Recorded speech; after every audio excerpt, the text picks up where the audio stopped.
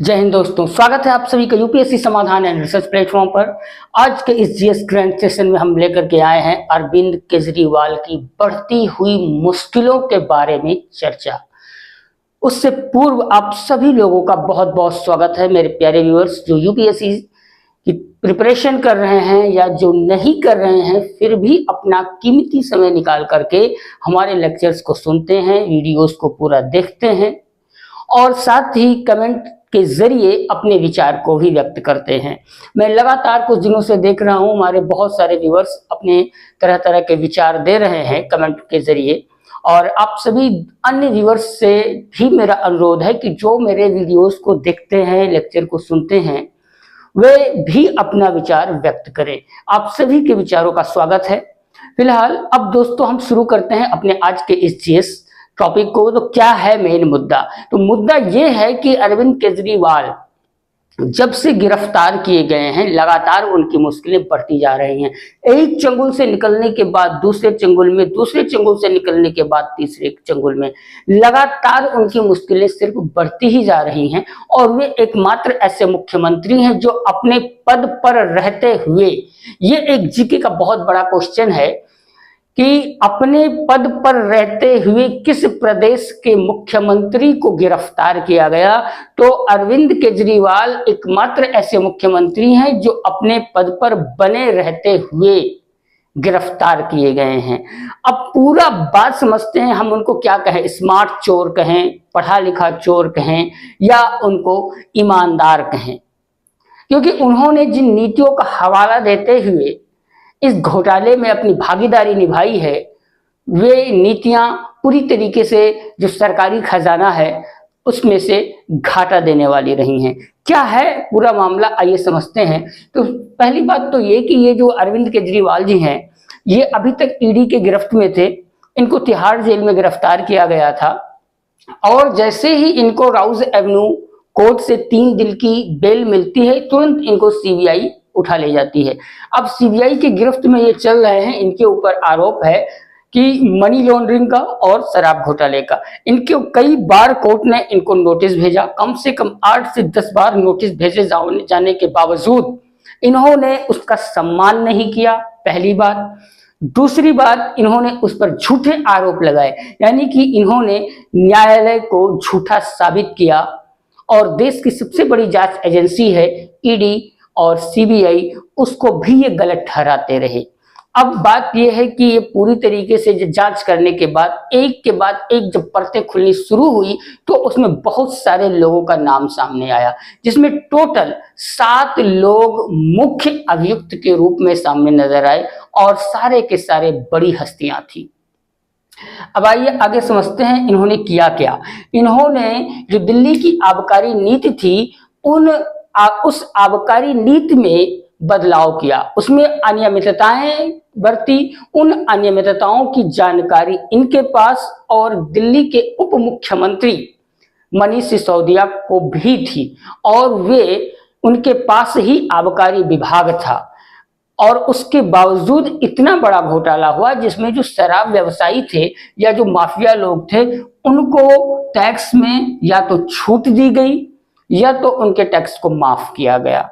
तो इस तरीके से उनको बहुत ही बड़े स्तर का लाभ पहुंचाया गया, जिसमें सरकारी खजाने का 144.36 करोड़ का नुकसान हुआ। ये है पूरा मामला।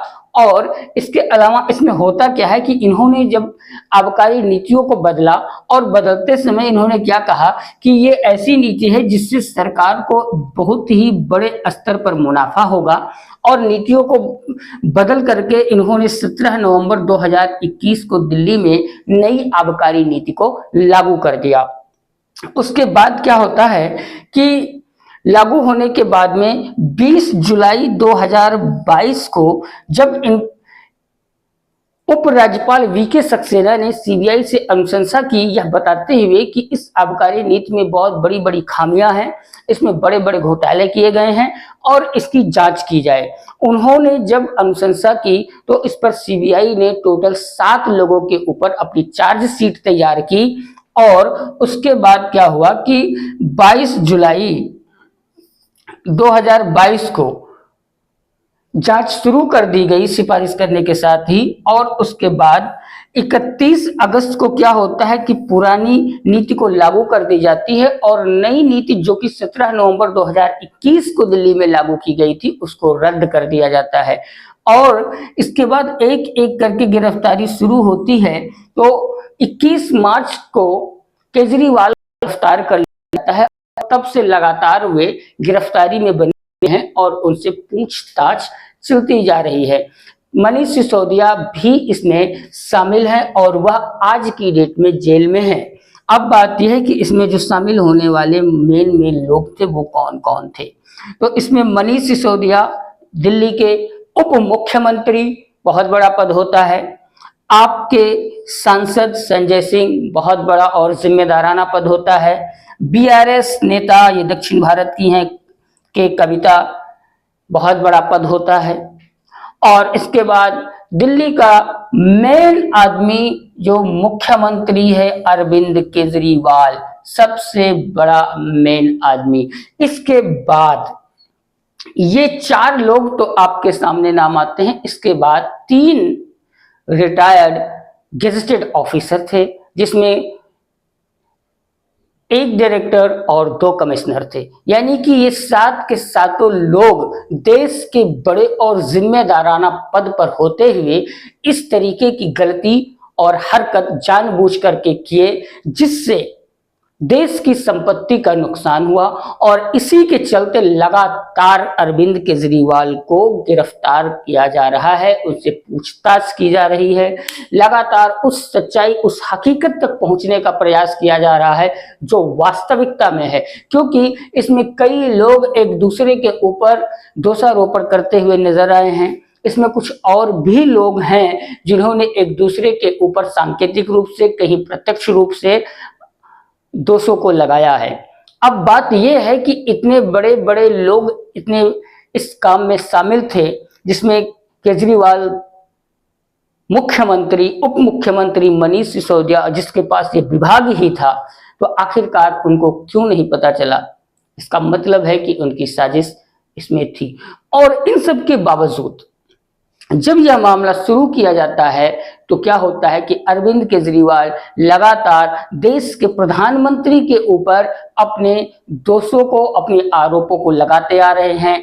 फिलहाल अभी तो उनकी चुप्पी है, मुंह बंद है, लेकिन अभी तक उनका ये था कि वे देश के प्रधानमंत्री के ऊपर आरोप लगा रहे थे कि ये सब उनका किया कराया है। उनके समर्थन में कुछ सांसद, कुछ वकील लोग भी आए थे, लेकिन मामले की जानकारी सामने आने के बाद धीरे धीरे लोग पीछे हटते चले गए।